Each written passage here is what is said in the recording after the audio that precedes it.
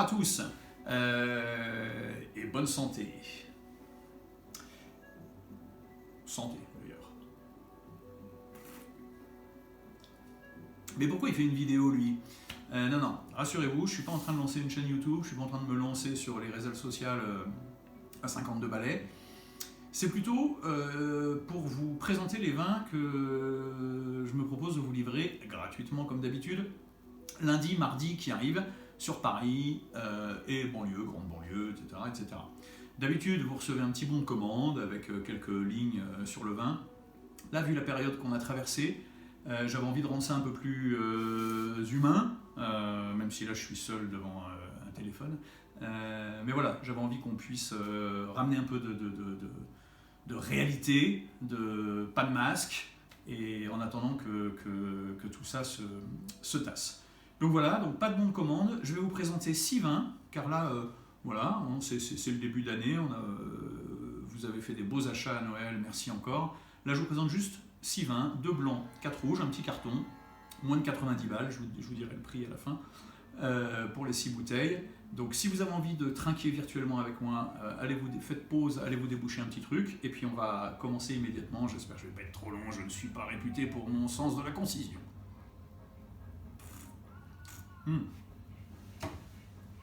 Ça c'est super bon, et d'ailleurs c'est le premier vin dont je vais vous parler. Nicolas Vautier, Vini Viti Vinci, Bourgogne Aligoté 2018. Toute la typicité d'un aligoté et en même temps beaucoup plus de complexité, des notes mielleuses, florales. Attention, c'est de l'aligoté, ça reste sec, tendu, etc. Mais c'est clairement le millésime 2018, première année ultra caniculaire, le début d'une série qui s'est reproduite en 2019-2020. Voilà, ce qui donne un peu plus de richesse, de chaleur à cet aligoté, mais qui, ça va, un titre 12 degrés 5. Par pitié, mettez pas de cassis dedans en même temps, faites ce que vous voulez. Et surtout, perdez cette habitude de l'aligoté pour l'apéro. En mangeant, c'est super bon, et pas que avec des poissons, avec des fruits de mer. Pensez viande blanche, pensez paella, pensez plein de choses. Aligoté de Nicolas Vautier, voilà, avec ses étiquettes inimitables. Second vin, on reste en Bourgogne, mais là on retourne au royaume du cépage Prince, le Chardonnay. Alors autant on était dans Lyon avec cet aligoté, on était même à Irancy d'ailleurs si vous voulez tout savoir, autant là on part dans un endroit qu'un auteur avait justement appelé le terroir oublié du grand roman régional bourguignon, car il s'agit de l'Auxois. On est en appellation Coteaux de l'Auxois, les vignes sont à Torrey-sous-Charny, le vigneron s'appelle Aurélien Fèvre. Lui aussi, comme Nicolas, il nous accompagne quasi depuis le début de la cave. Il faisait partie vraiment des 7-8 premiers vignerons avec lesquels on a travaillé. Microscopique vignoble de 2,5 hectares, une cuvée de blanc, et puis après des cuvées un peu plus élaborées, plus chères aussi, élevées en jarre, en grande jarre toscane. Là, c'est un élevage en fût, traditionnel, à la bourguignonne. Mais qu'est-ce qu'il a de spécial ce chardonnay? C'est que c'est pas du tout un chardonnay comme on a l'habitude d'en trouver dans le nord de la Bourgogne, c'est-à-dire sur la tension, la minéralité, le côté très très sec. Non, le sous-sol à Torrey est vraiment très très singulier, à tel point que les universitaires de toute la bande de dégustation géosensorielle, etc., de l'université de Dijon sont venus faire des analyses. Et il y a un sol qui évoque la Bourgogne du Sud, et ça se sent. On a un vin floral, fruité, qui ne cesse d'évoluer sur des notes de pêche, etc. C'est un très très grand blanc, à un tout petit prix. C'est vraiment... là, c'est un coup de cœur permanent qu'on a chez Aurélien Fèvre. Voilà. On passe au Ruge. Au Ruge, et j'ai envie de dire, un des villages rois de Lyon pour les vins rouges. Irancy. Irancy, pour celles et ceux qui ne connaissent pas, on est légèrement au sud d'Auxerre, pas très loin de Lyon, de la rivière. C'est plutôt vallonné. Et Irancy, les vignes qui sont le plus proches du village, parce que après les vignes courent sur 3-4 villages autour, c'est un très très beau cirque, magnifique. Je vous invite d'ailleurs à aller vous y balader. 10 ou 11 familles font l'Irancy à Irancy, une quarantaine d'autres vignerons du coin ont quelques vignes, etc. Mais en tout cas, sur ces 11 familles un peu historiques d'Irancy, 2 seules sont en bio. Et depuis moult générations, les plus connus sont sûrement Thierry et Corinne Richoux, mais sur l'étiquette, vous voyez que maintenant ce sont les gamins qui ont le nom, car voilà, la transmission est en train de se faire en douceur. C'est le grand classique, j'ai envie de dire. Ça, vous pouvez pas vous rater avec ça. Au début, on est sur des notes évidemment de fruits rouges, c'est du pinot noir, mais avec une belle minéralité, une tension, une jolie acidité. C'est plutôt la groseille d'ailleurs sur 2017 qui domine au début. Puis après, plus le vin va s'ouvrir, plus on rentre dans des notes beaucoup plus complexes.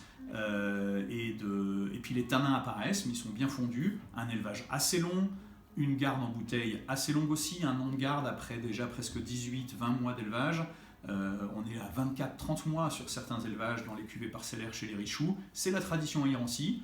Un Irancy, ça se boit pas jeune, un peu, mais je veux dire, c'est quand même meilleur quand ça commence à se patiner un peu. C'est le cas avec ce 2017, c'est super. Notre dernier vin Burgon, David Lefort, la cuvée Kairos, Bourgogne, tout simplement. En réalité, on est à Mercurey, donc là on fait 1h30 de bagnole plus au sud. C'est un vigneron, alors là, très talentueux, grande émotion aussi quand on a connu David il y a quelques temps, et on le suit maintenant depuis les millésimes 2014. Très précis, très méticuleux, très studieux dans le sens, c'est quelqu'un qui étudie énormément, qui fait très attention, mais c'est vraiment quelqu'un qui est dans le...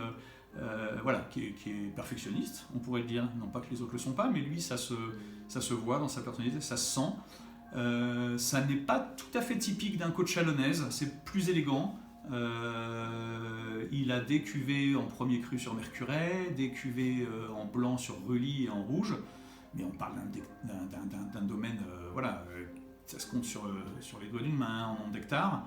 Et ça, c'est une petite vigne qui est pas très loin de chez lui, qui n'est pas en propriété, c'est un papy qui a cette vigne-là, un peu de chimie depuis l'après-guerre, et c'est lui qui s'occupe de cette vigne pour sortir ce petit rouge, qui est notre coup de cœur, et honnêtement il y a 600 bouteilles à peu près produites chaque année, et les 3/4 sont écoulés par la Caréenne, car on est très fan. Alors là, la diagonale, et on part dans le nord de la Catalogne, dans la vallée de l'Agly pour être très précis, chez un jeune couple qu'on a découvert un peu par hasard l'année dernière, et ceux qui sont venus à la cave, vous avez peut-être découvert cette cuvée qui s'appelait Envole-moi. Et bien c'est à peu près le même assemblage, c'est-à-dire Grenache, Carignan, Cinsault, et une pointe de Mourvèdre. J'ai un doute s'il y a une pointe de Mourvèdre dans cette cuvée-là ou pas. Ça s'appelle Lune Rouge.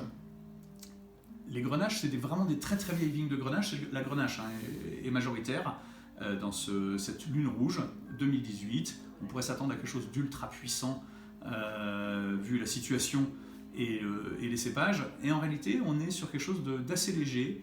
Pas forcément en alcool, mais quoique, de toute façon à partir de 2018 on ne donne plus les degrés alcooliques parce que là ça devient délirant.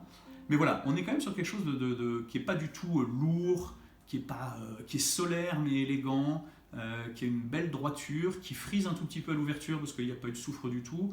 Mais voilà, au carafage ça s'en va très très rapidement, et c'est vraiment une très très belle découverte que ce jeune couple, et qu'on aime beaucoup et qui nous tarde d'aller visiter. En tout cas maintenant on vend la plupart de leurs cuvées. Lune Rouge, donc il sort en appellation Côte-du-Roussillon, village. On est à Saint-Paul-de-Fenouillet, dans les Pyrénées.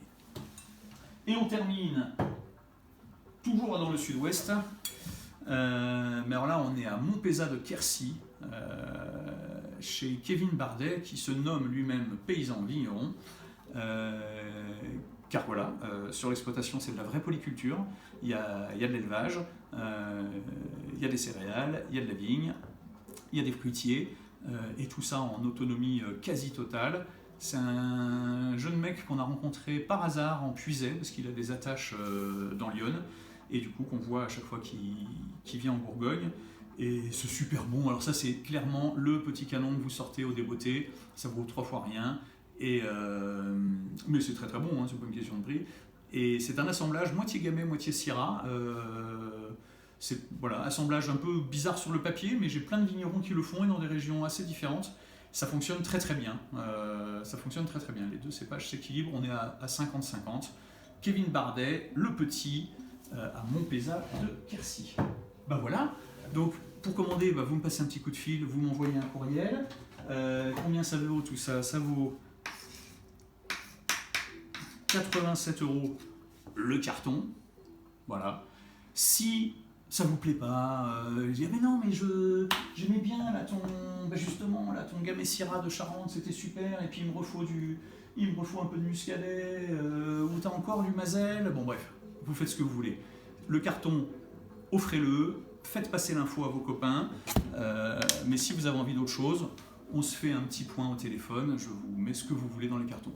Mais si vous n'avez pas envie de vous casser la nénette, comme dit l'autre, vous foncez. Voilà, ben, merci beaucoup, je vous remontre les vins, et puis je vous laisse à votre apéro, ou je ne sais pas où vous en êtes.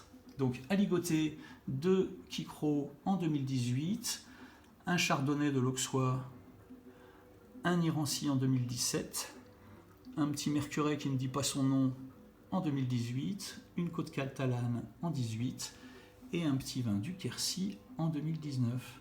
Voilà, merci mille fois. Et puis, tiens, je vous montre un peu la cave. Alors là, j'ai fermé la porte, mais dans la première partie, il y a tous nos producteurs, nos paysans. Et puis là, c'est ce qui va devenir la salle de bistrot un jour. Voilà. Et puis ça, c'est notre Wall of Fame. Allez, salut à tous, et merci de m'avoir écouté.